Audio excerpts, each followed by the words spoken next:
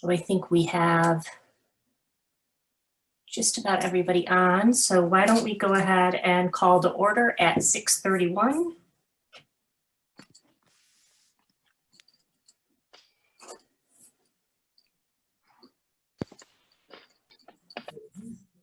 And before we actually move on to the Pledge of Allegiance, you can leave that up, Devin, that's fine. I wanted to just take a few minutes, as it is Veterans Day today, to just obviously extend a thank you from our committee and on behalf of our committee for our veterans who have served and continue to serve for our country. This is interesting for me. I've never led a kind of a public meeting on Veterans Day, so I really kind of thought a lot today about what I could say other than thank you, or what I could do, and or what any of us could do on a day like today. And I really thought about some meaningful conversations I've had in the last few years with veterans in my family.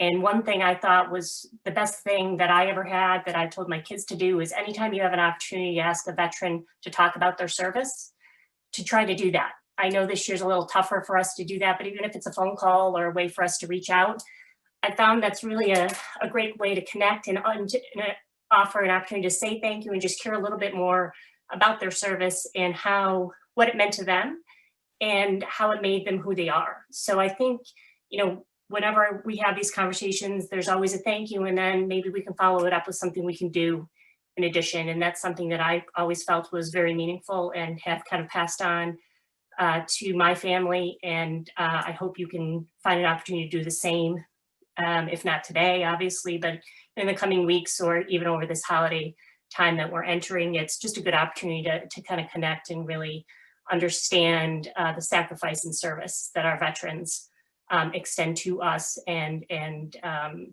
how important that is. So with that in mind, I think at this point, we can reflect on this day and kind of move forward into the Pledge of Allegiance with that in context, that this is meaningful today, as it is always, but something to think about as we move into the Pledge of Allegiance together. So if everybody could unmute.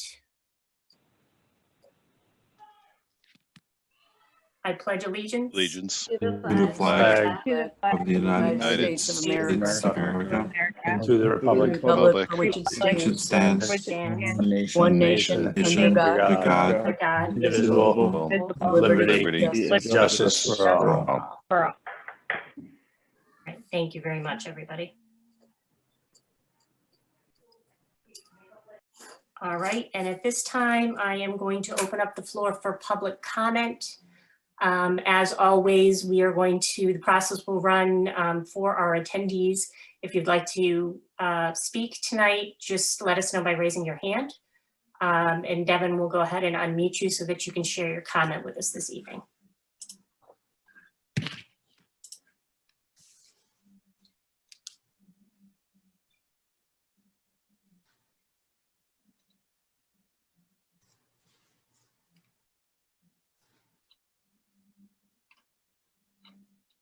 Okay.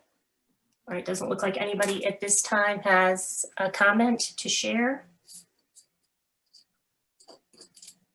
So we will move on to our next agenda item, which is minutes. So that at this time, can I get a motion to approve the attached October 14th, 2020 minutes? I'll make a motion that we approve the minutes. This is Sharon Mazzocchi. Ellen, second. All right, any discussion? All in favor? Aye. Aye. All opposed? Okay, unanimously approved.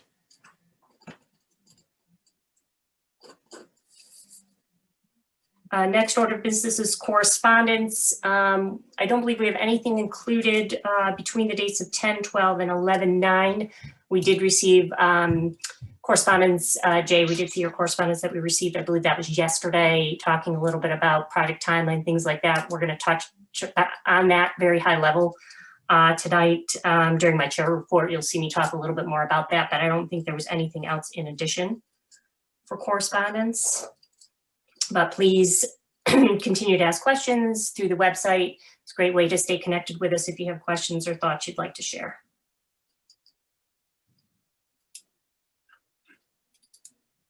Okay, next order of business is reports.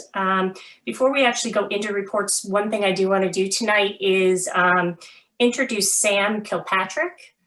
So Sam is our new Director of Facilities for the district, and we are very excited to have him as part of our team. I think this is the first official meeting he is joining with us, and I don't know if he has Yes.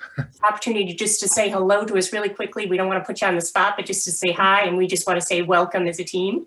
Thank you very much. It's good to meet you all virtually, and excited to be here and excited to hopefully contribute and bring some lessons learned from Ledyard, where I was involved in a $64 million renovate is new project there. So thank you. Oh, excellent. Yeah, thank you so much, Sam. We appreciate you having you here.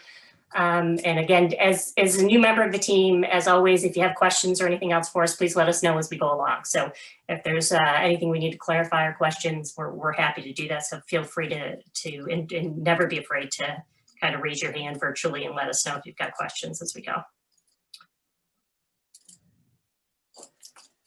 Okay, we'll go right into the chair report. Couple of things, kind of some housekeeping that we need to cover. First and foremost is, as we're looking at scheduling for 2021, I'm actually going to add an agenda item to our new business section to talk about the January meeting and when we should schedule that. So just to give everybody a heads up that that's something we're going to be adding to our new business section, just to make sure we get that on the calendar and that we have everything out there that we need. Going into the chair report, one of the things, and Devin, I think we have an updated version of this slide. All right, give me one. Got that? It's not too much different than what you see, but one of the things that Devin's going to pull up for you here is I wanted to take the opportunity for us to kind of review what I refer to as kind of a responsibility matrix, or really looking at the process and what we are looking forward to for 2021. And part of that is just getting greater clarification for all of us on who's doing what. We don't necessarily have all the whens right now, but we do know what at the very highest level needs to get done in order for us to move this project forward. So that's one of the things that I wanted to talk about. There it is.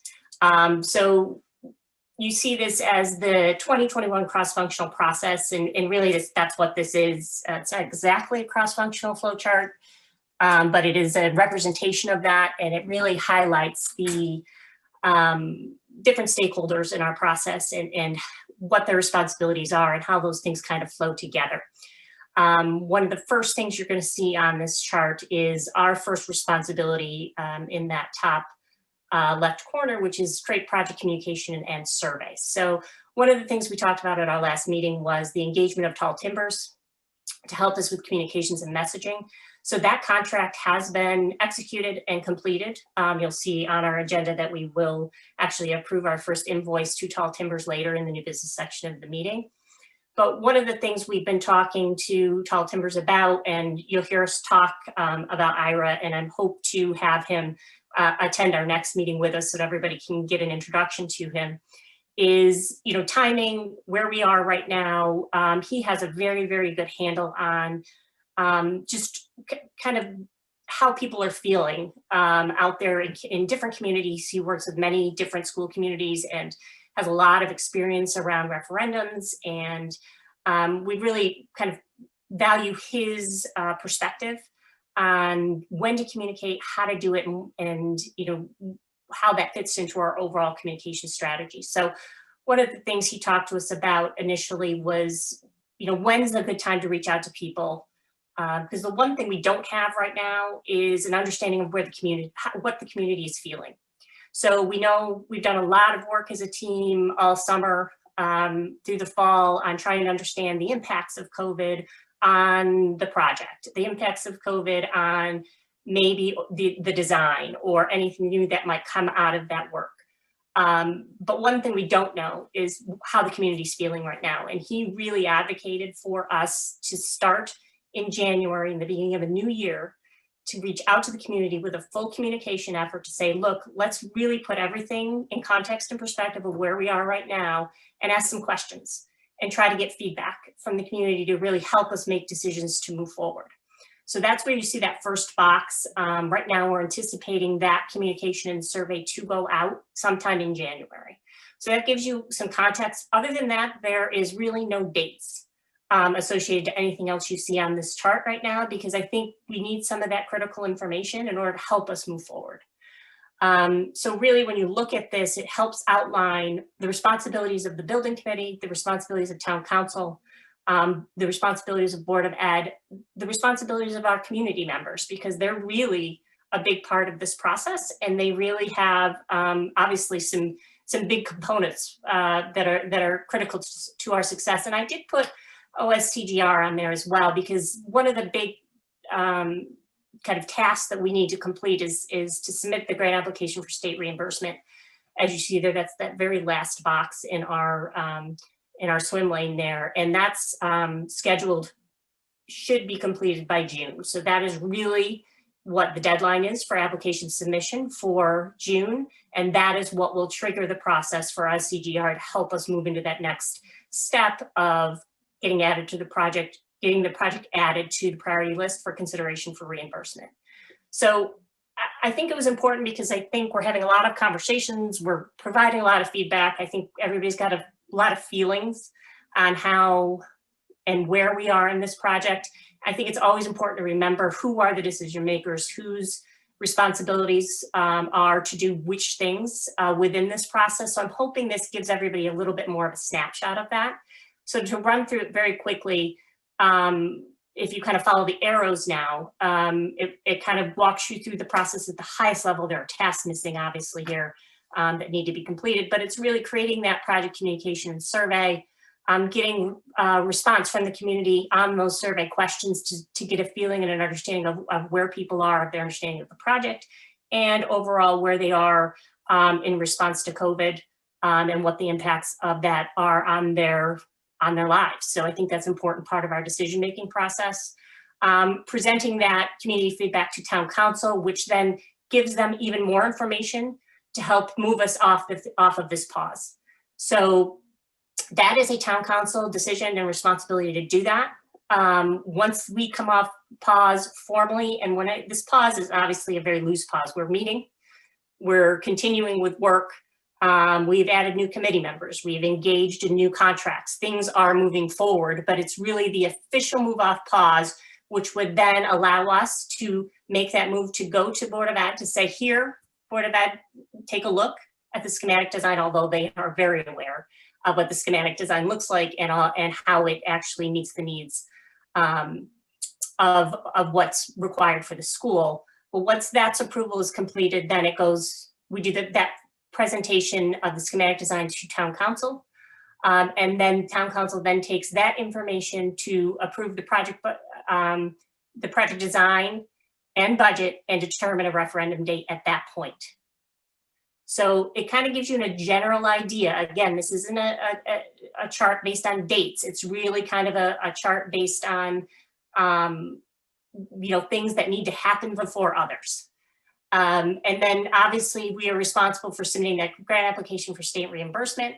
And then the big responsibility is sending the project to town meeting and referendum by town council. So again, they would need to execute the tasks required in order to move that step forward. Again, the farming community is brought to the table to really let us know what they think. And that's that vote in the referendum. And then obviously the reimbursement portion of the conversation that we talked about earlier, which is adding to the priority list. So hopefully this gives people kind of a better snapshot of responsibilities, who's doing what. And when you look at this chart and you look at our responsibilities as a community, or excuse me, as a committee, I really think what we do and the most important aspect of our work is obviously coming up with the design, which we did, and came up with the appropriate design based on the requirements, but also at this point in time, trying to gather as much pertinent information and important information that we can provide to town council to help them make decisions. So that is our job. We will continue. I think we've done a great job so far. We will continue to do so. We will continue to gather information, feedback, and pass that on and provide town council with the information they need to make those large decisions like removing or coming off a pause and obviously the big steps after that. So I just wanted to kind of get people's thoughts on this, see if this makes sense, if there's just questions, anything else we needed to clarify around this.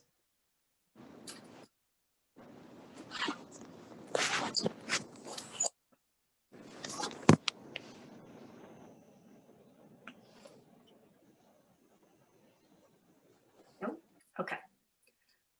I believe that was everything for the chair report. Was there anything else, Kat? I don't believe there was, right? No, I think that was it. And I think, Meg, just one thing to add about this is a lot of these high-level tasks come directly from the town code, chapter 53, which is public buildings, and kind of like our overall charge as a committee. So these are the things that we need to accomplish in order to get the project to referendum. Again, some very high-level tasks, other things like TPZ, informal review are required, but it's a good snapshot to show what key things need to be done moving forward.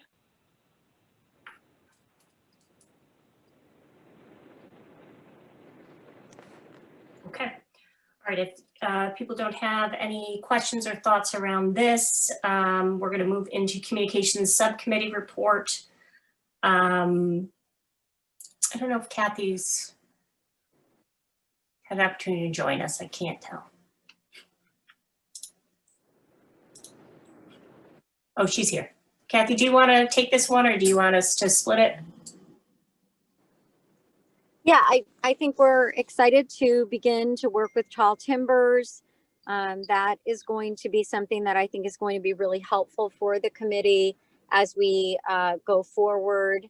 We're also, we did put together a video tour and we're making some adjustments after the committee gave feedback on the video tour.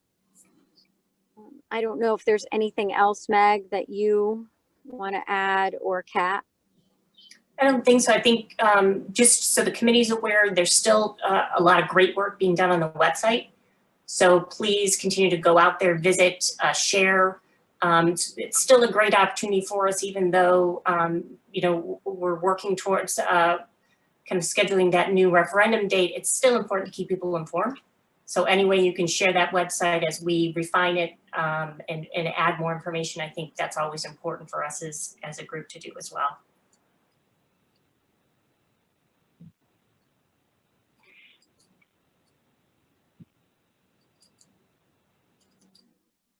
Okay, if there's nothing else around communications, Board of Education liaison report, Beth? I don't have much to report. I just wanted to say that our next meeting is this coming Monday, the 16th at 7 p.m. Great.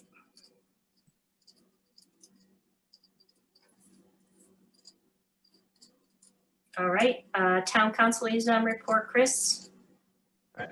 Okay, thank you, Meg. The town council met last night. I apologize for my absence from that meeting due to some personal and scheduling conflicts. But there was nothing significant to report from last night's meeting, although I guess I would like to add and dovetail a little bit with Meg's comments previously that from a council perspective, I mean, following the pause, well, not following the pause, but during this pause period and then, following Joe's report, on the tax revenues, it's our intention to move what I guess could be perceived as a more static agenda item to a more dynamic item for more robust discussion to move forward and make this to take the flow of information we're getting from the building committee and make this a more dynamic agenda item at the town council for additional consideration in light of the pending deadlines and filing in June.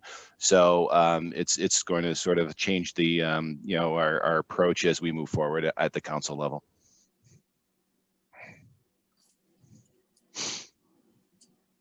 Great. Anybody have any questions for Chris at this time?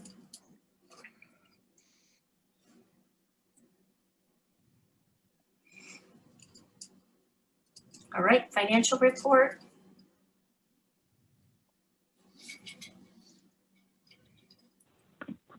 My only update, and Devin is going to be putting up just the latest financial report just from the committee perspective. Not much has changed from this. The only thing is Tall Timbers. We have an invoice on this agenda to approve for $8,500. I also did update the total contract amount for Tall Timbers. We had previously budgeted $35,500, and when we signed the contract more recently, it came out to $32,500, so some savings there, making for a total on hand after our contractual obligations of just over $147,000. So this will also be included in the minutes for everybody to review, and we'll have an updated version on the next council agenda as well, or I'm sorry, building committee agenda. Great. Anybody have any questions for Kat?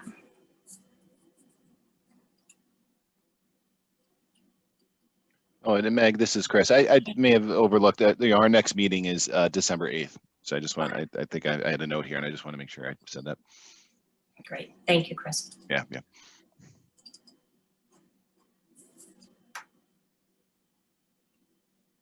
Okay, next report is state legislative update. So this would be Chris or Mark, if there's anything to share. Sure, thanks, Meg. Hello, everyone. There really is no update from the state. Everything is still progressing as if there was no virus, there was none of this. So there's been no changes. No changes in the school construction guidelines. There's really been nothing. Legislative session met 2 months ago. Yeah, they're still proceeding as prior to this virus.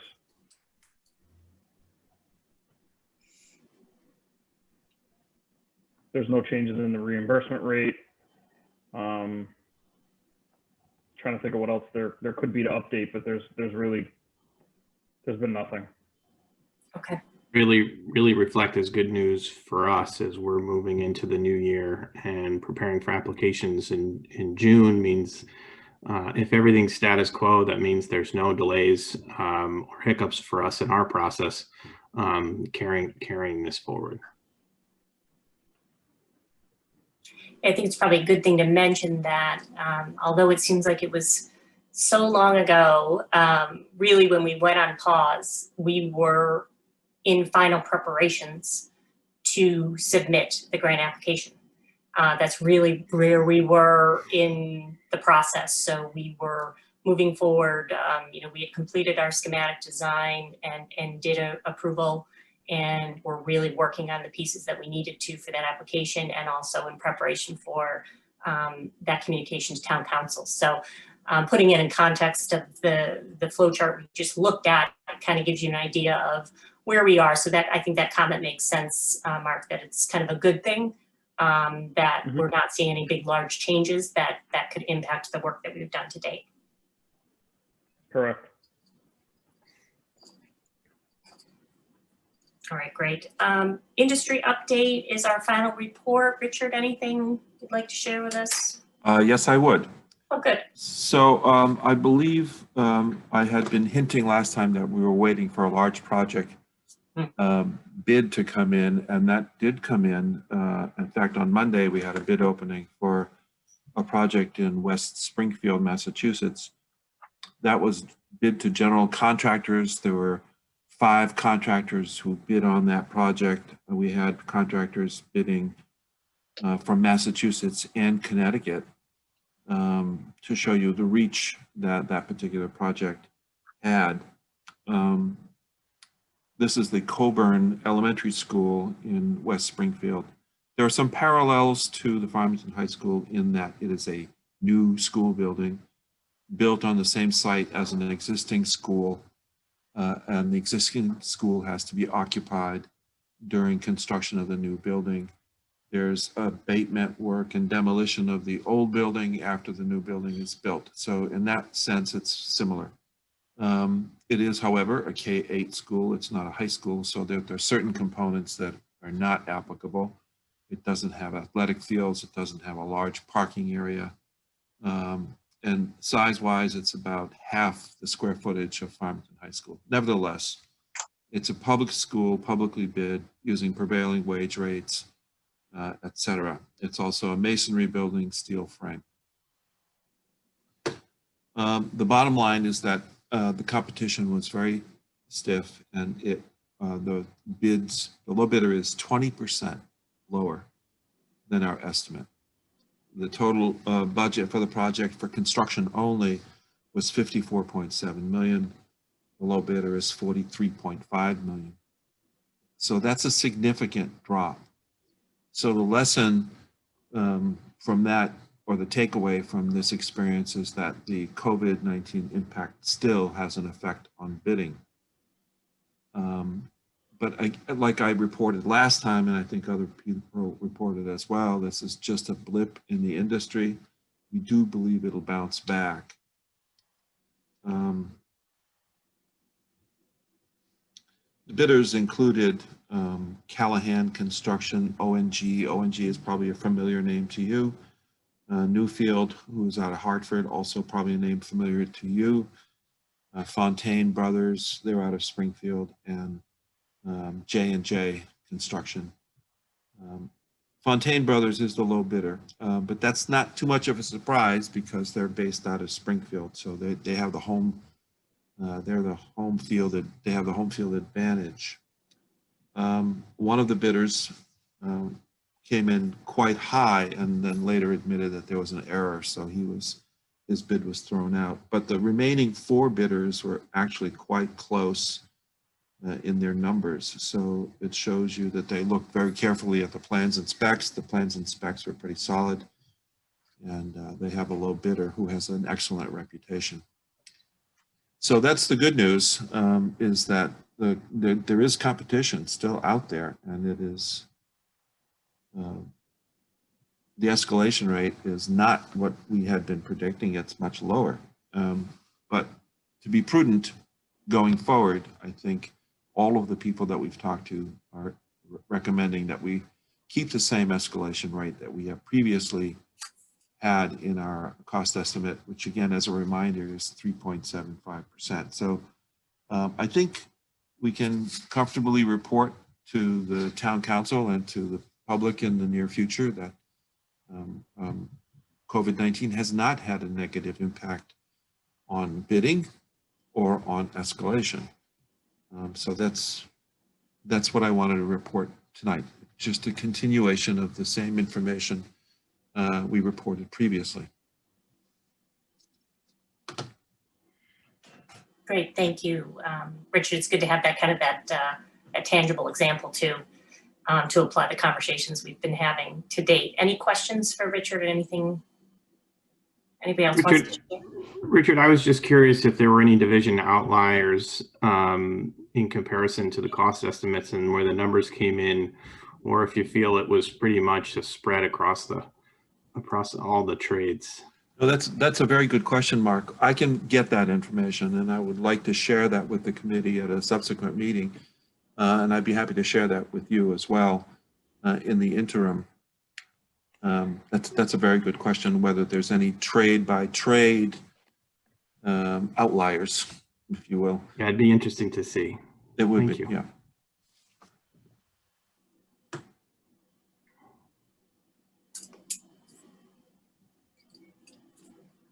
Any other questions or thoughts for Richard or around the industry update?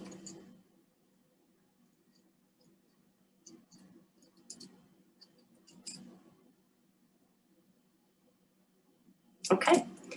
That completes the report section of the agenda. So at this time, we're going to move on to new business. We have 2 items listed, and as I mentioned, we're going to add the third of scheduling the January meeting on there as well. But first order of business that we have on here is to cancel the December 9th, 2020 Farmington High School Building Committee meeting. If I could have a motion regarding this request. So moved. John Carrier. Sharon? Okay, I'm going to open it up for discussion. I'll start the discussion. I just wanted to kind of put this out there as the thought process, hopefully now seeing the context of the 2021 cross-functional process that we just talked about, and really thinking about that next big step in our planning and in our execution is really building that communication and getting it out to the community in January. That work will continue with the communication subcommittee, with Tall Timbers, with working groups to make sure we can get that communication prepared for January. But due to that, and that really being our main focus over the next month and a half time frame, I did think it would make sense for us at this point to cancel the December 9th meeting, give people a little bit more time back on their calendar, and kind of let us prepare and reset for our January meeting that we'll discuss in a few minutes. So that's the thought process around that. So I will go ahead and ask for a vote around this, unless anybody has any other thoughts or questions before we move it to vote. Okay, all in favor? Aye. Aye. All right, all opposed? All right, unanimously approved. So we will go ahead and cancel that December 9th meeting and put that communication out. The next order of business is a motion to approve the attached invoice to Tall Timbers Marketing in the amount of $8,500. Make a motion that we approve the invoice for Tall Timbers. This is Sharon. Second, Ellen. All right, and discussion. We've got up here the actual invoice that we did receive from Tall Timbers, so this gives people an idea of what's actually included in the overall strategy that Tall Timbers will be assisting us with.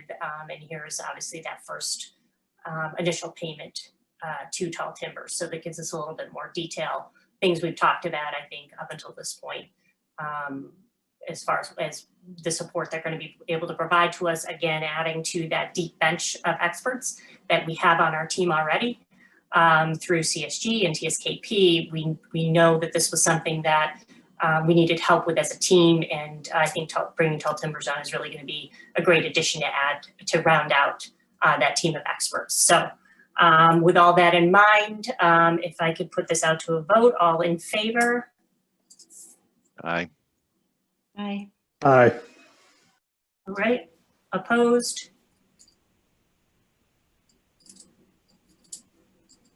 All right, unanimously approved. All right, and our third and final new business item that I am adding at this point is preparation for starting that 2021 work. So what we need to do is get a January meeting on the calendar. During this January meeting, we will go ahead and put out a full schedule of meetings so that everybody can get that on their calendars and make sure everything is scheduled for them.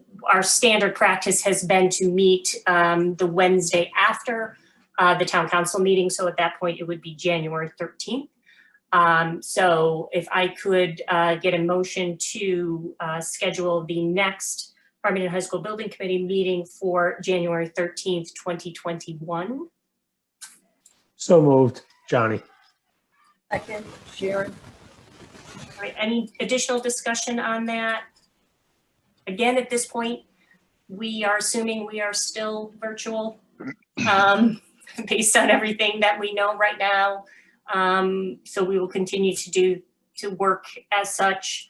But again, in that January meeting, we'll have a full schedule of meetings for us to approve for as far as we can go out in 2021. All right, if there's no other discussion, all in favor? Aye. Aye. Aye. Opposed? All right, unanimously approved for the next Farmington High School Building Committee meeting on January 13th of 2021. We will obviously get our Zoom invites and everything else accordingly as we get closer to that date. All right, before we move to adjournment, anything else anybody would like to discuss or thoughts at this time? I have a quick question. This is Sharon. Has anybody heard anything from NEASC, whether they're going to be changing any of the building requirements related to this COVID, as well as adding any input regarding technology with virtual learning? Because I want to be sure that we're aware of that if there is going to be any changes. Or is it too soon? I don't know, Scott or Kathy, is that anything that you've heard about? Hi, this is Kathy. I haven't heard anything. I know that Scott's going to be presenting and I'm going to be presenting at a couple of the NEASC workshops coming up. So we can definitely ask about that to see if there are any implications. It's a good point, Sharon. Thank you. Thank you.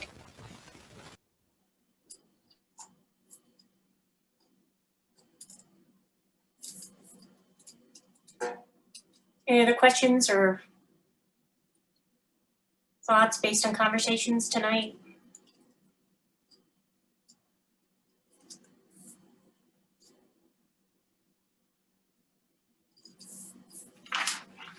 Okay, all right, so then I am going to call for a motion to adjourn. So moved. Ellen, second. Discussion? All right. All in favor? Aye. Aye. Opposed? All right, we will adjourn at 7:07.